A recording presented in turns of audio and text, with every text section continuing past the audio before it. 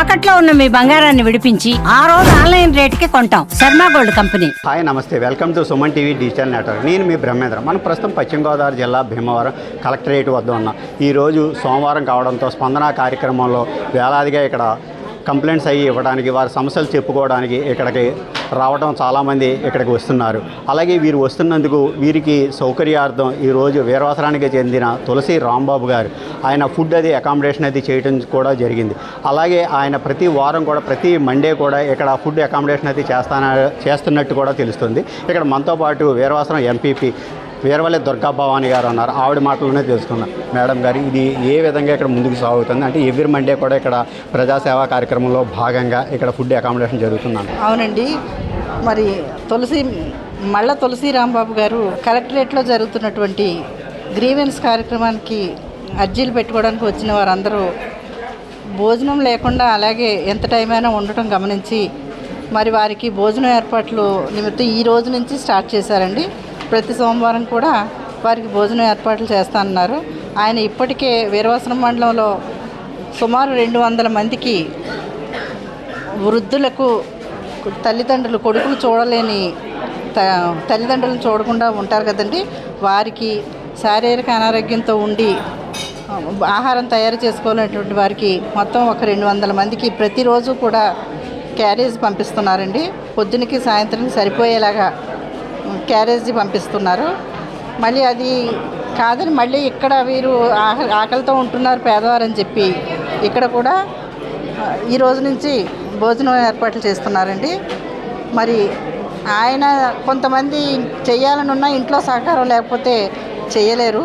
మరి ఆయన భార్య, ఆయన కుమార్తె కూడా పూర్తి సహకారం ఇచ్చి ఈ కార్యక్రమం ముందుకెళ్ళేలాగా చేస్తున్నారు. అందుకు వారికి మిస్సెస్గా మీరు ఏ విధంగా ఆయనకి కోఆపరేషన్ చేస్తున్నారు? ఇప్పటికే సేవా కార్యక్రమాలు ఆయన చాలా ముందంజ ఉన్నారు. కలెక్టర్ మేడం గారు ఇక్కడ ఉన్న చదలవాడి నాగరాణి గారితో కూడా ఆయన అభినందనలు అయ్యి కూడా మొన్న సత్కారం కూడా జరిగింది. ఇది మీ గురు, ఆయనకి ఏ విధంగా మీరు కోఆపరేషన్ చేస్తున్నారు? ఆయన చేసిన దాన్ని ఓకే అని చెప్తాను. ఫ్యామిలీతో ముందు అడిగితే ఇలా చేద్దాం అలా చేద్దామని అడుగుతారు.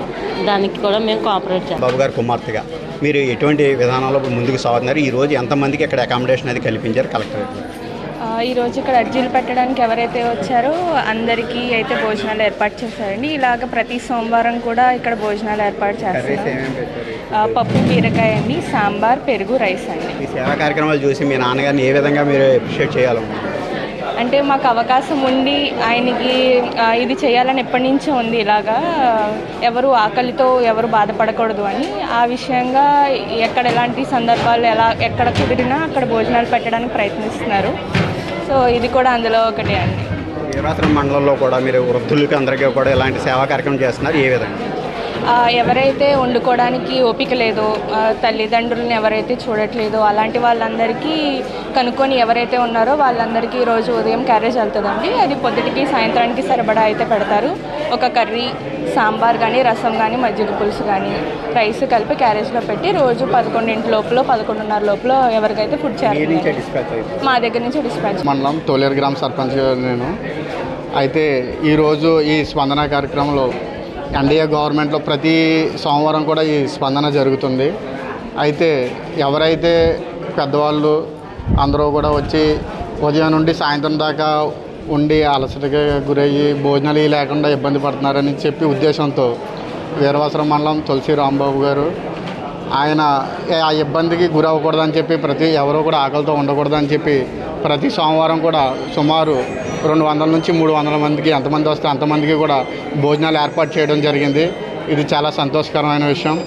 అలాగే ఆయన ఈ ఒక్క సేవా కార్యక్రమం ఒకటే కాదు, ప్రతిరోజు కూడా వీరవాసరం మండలంలో సుమారు 200 మందికి క్యారేజ్ పెట్టి స్వయంగా ఆయనే తయారు చేసి పంపించి అందరికీ కూడా అందేలా చేస్తున్నారు.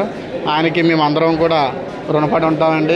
ప్రతి సోమవారం కూడా వచ్చిన అంటే కంప్లైంట్స్ అయ్యి ఇవ్వడానికి కలెక్టరేట్కి వచ్చిన అందరికీ కూడా పేదలందరికీ కూడా ఇక్కడ ఫుడ్ అకామిడేషన్ అది చేస్తున్నట్టుగా ఇక్కడ తులసి రాంబాబు గారు తెలియజేస్తున్నారు. అక్కడ అలాగే సుమారు 200 నుంచి 300 మంది దాకా కూడా ఎటువంటి ఆకలితో ఉండకుండా ఉండటానికి మన ఇంటిలో ఎలాగైతే ఫుడ్ అకామిడేషన్ చేసుకుంటామో అదేవిధంగా ఇక్కడ ఫుడ్ సప్లై కూడా చేస్తున్నామని, ఇలా ముందు మరిన్ని సేవా కార్యక్రమాలు కూడా చేస్తున్నామని వాళ్ళ కుటుంబ సభ్యులు కూడా తెలియజేస్తున్నారు. కెమెరామెన్ బాబీతో Brahmendra, Suman TV. Please subscribe Suman TV.